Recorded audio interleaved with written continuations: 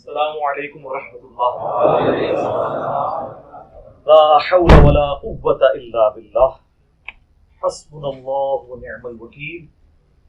یا حی یا قیوم برحمتک استغیث. لا الہ الا انت سبحانک انی کنت من الظالمین.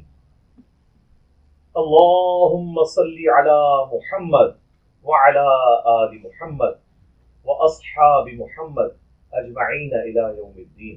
آمین. مفتی صاحب آئے ہوں اور اس کے بعد اتنے سوالات کیسے آ سکتے ہوں؟ انہوں نے فی الحال بڑے کال رکھو. ٹھیک ہے. 5 منٹ کی جو ان کی ویڈیو تھی نا جی، جاتے جاتے انہوں نے جو ڈرتے ڈرتے ایسے ایسے دیکھتے ہوئے بنائی اور جس طرح آئے تھے ویسے ہی چلے گئے، اس کو میں 10 علمی پوائنٹس کی شکل میں ڈسکس کروں گا. اس کے جو ان کے جو فرامین ہیں نا ان کی شرح بیان کروں گا. علمی پوائنٹ نمبر 1، انہوں نے کہا میں 22 گھنٹے کا سفر کر کے آیا، کتابوں کا بورا اٹھا کے لایا. اور میں نے 48 گھنٹے پہلے یہ ریکارڈ کروایا تھا کہ میں اسپیشل کراچی سے جہلم آیا ہوں، اور آپ کو پتہ ہے جہلم کراچی سے 20-22 گھنٹے کا سفر ہے، کافی دور ہے جہلم.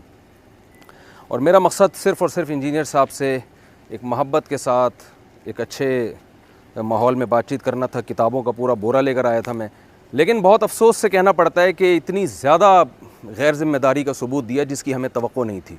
لوگ کہہ رہے ہیں فتح تھی، ان کے چہرہ پھر لٹکا ہوا کیوں تھا؟ انہوں نے اپنی انسلٹ کیوں فیل کی کہ میں اتنی بڑی شخصیت آیا اور انجینئر صاحب نے مجھے ملے؟ سر اسی وہ کاٹتے نہیں ہیں. لیکن مجھے افسوس ہے، واللہ میری کبھی خواہش نہیں تھی، اتنا سافٹ شکار میرے ہاتھ سے نکل گیا. لیکن وہ حرکت ہی ایسی کی کہ جس میں پھر انوالومنٹ دوسرے مسئلوں کی ہوگی، لیگل ایشوز انوالو ہو گئے، وہ میں پہلے بتا چکا ہوں. یہ ان کا سفید جھوٹ ہے کہ 22 گھنٹے کا سفر کر کے آئے، یہ بائی ایئر آئے ہیں، وہ 2 گھنٹے کا سفر ہے. سمجھ آئی؟ یہ جھوٹ بولا. 22 گھنٹے کا تو میرے جیسے غریبوں کا سفر ہوتا ہے نا. اور کہا جی گاڑی میں وہ گاڑی اسلام آباد سے جہلم تک آئی تھی، تو 1.5 گھنٹہ 2 گھنٹہ یہ لگا لیں، 4 گھنٹے کا ٹوٹل سفر ہے. پکڑے کیسے گئے یہ جب ایئرپورٹ اترے، وہاں ہمارے اسٹوڈنٹس تو ہر جگہ بکھرے ہوئے ہیں، انہوں نے ان کو دیکھ لیا، پاس گئے. یہ سر ہمارا ہی حوصلہ ہے. میں نے سب کو کہا ہوا ہے کہ ہر بندے کی رسپیکٹ کرنی ہے. وہ مفتی صاحب کو ملے اور کہا کہ مفتی صاحب آپ اسلام آباد آئے ہیں تو پھر انجینئر صاحب سے ملیں گے.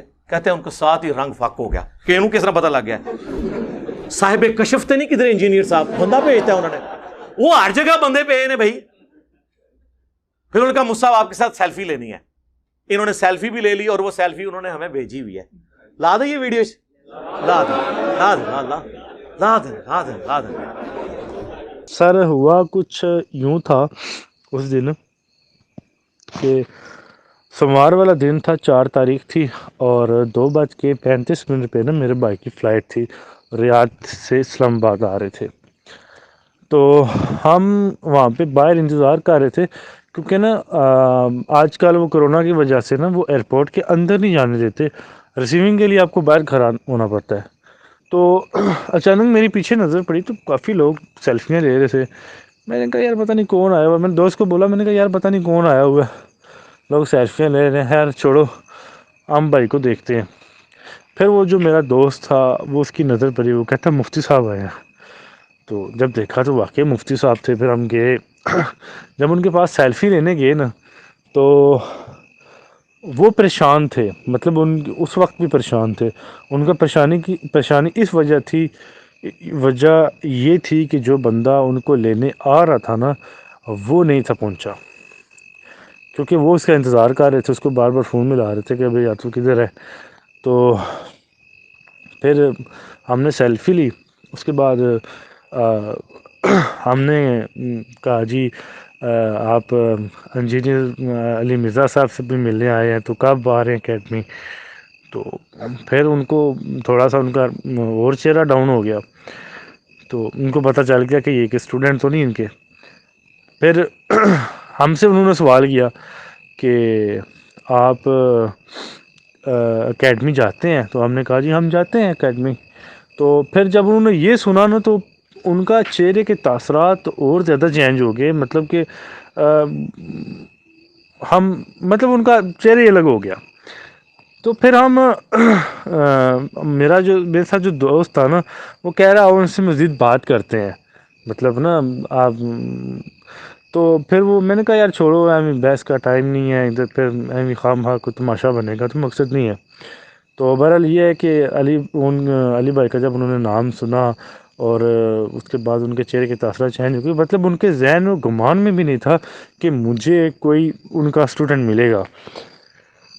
اصل میں مسئلہ ان کا یہ ہوا کہ وہ ایئرپورٹ کے باہر آ گئے اور جو بندہ ان کو لینے آنا تھا وہ ابھی تک پہنچے ہی نہیں، اس کو لگاتار وہ فون کر رہے تھے۔ تو بہرحال ان کا یہ سین بن گیا۔ تو پھر تھوڑی دیر بعد مطلب ہم وہاں پہ تھوڑی دیر کھڑے ہوئے، پھر ہم واپس آ گئے بائک کی، تو میں نے کہا یار یہ نہ ہو ہمیں بھائی دیکھتا آ رہے، ہم ادھر کھڑے رہے۔ پھر کافی دیر بعد ان کا وہ بندہ آیا کوئی لینے کے لیے، پھر اس کو ملے، پھر اس کے ساتھ چلے گئے۔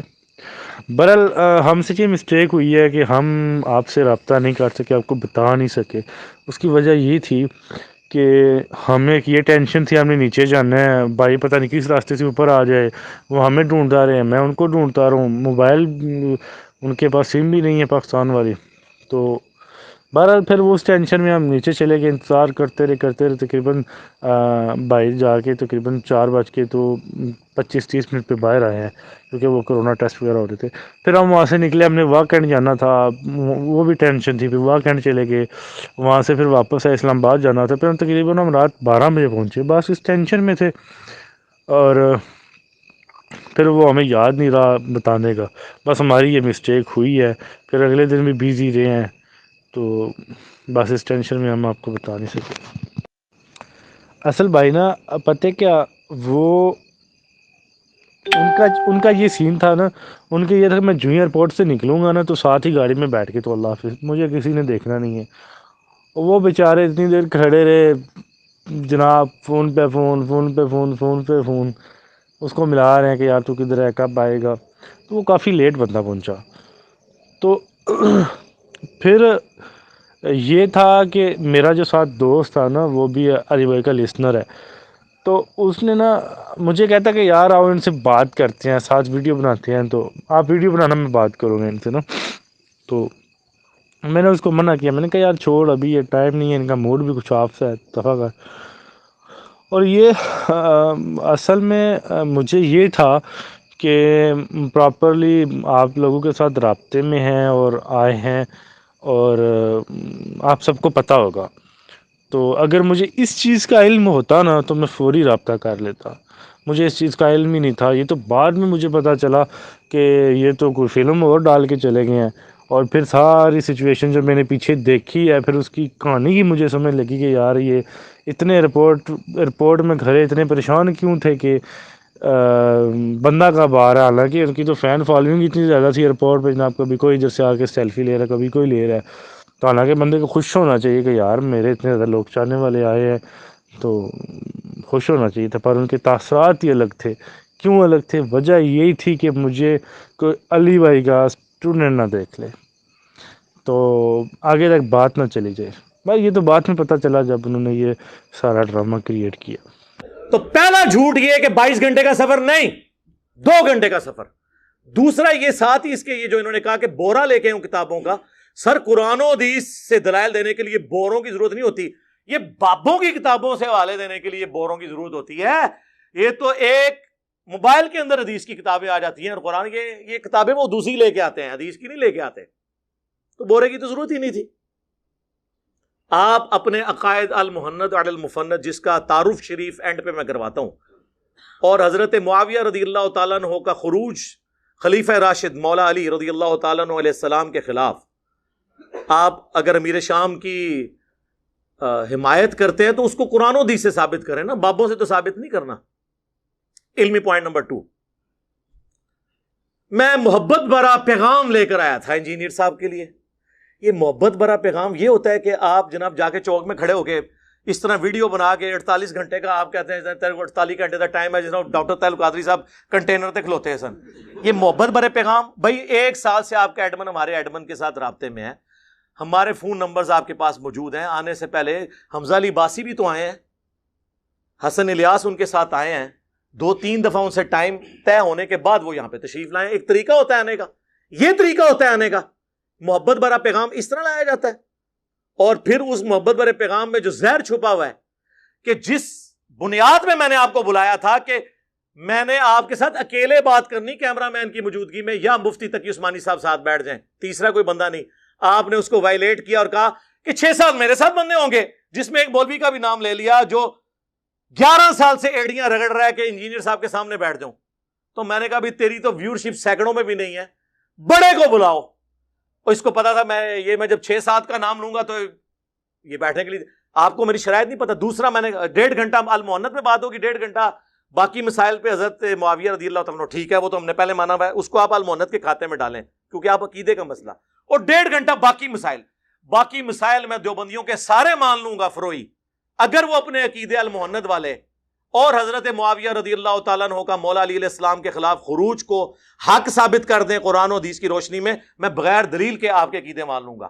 جس میں بار بار کہتا ہوں, جب تک قادیانی ختم نبوت کو نہیں مانتے ان سے رفع الیدین پہ بات نہیں ہوگی. وہ رفع الیدین نہیں کرتے, میں کرتا ہوں. تو میں اب ان کو یہ نہیں کہوں گا کہ تم حنفیت چھوڑ دو, وہ حنفی ہیں, انہوں نے اپنی ویڈیو میں کہا ہوا ہے ہم حنفی ہیں. جی, حنفیوں سے نکلا ہوا ایک وہ ٹوٹ کے الگ ہوا جن کی ہم نے تکفیر کی. We follow generally Imam Abu Hanifa's fatwa were very largely accepted by the ulama, and unless we find reasons to disagree with him, we would generally follow the fiqh Hanafiya. Investigate personally directly. The overbearing principle should be that you follow Hazrat Imam Abu Hanifa. This is the entire attitude of Jamaat Ahmadiyya.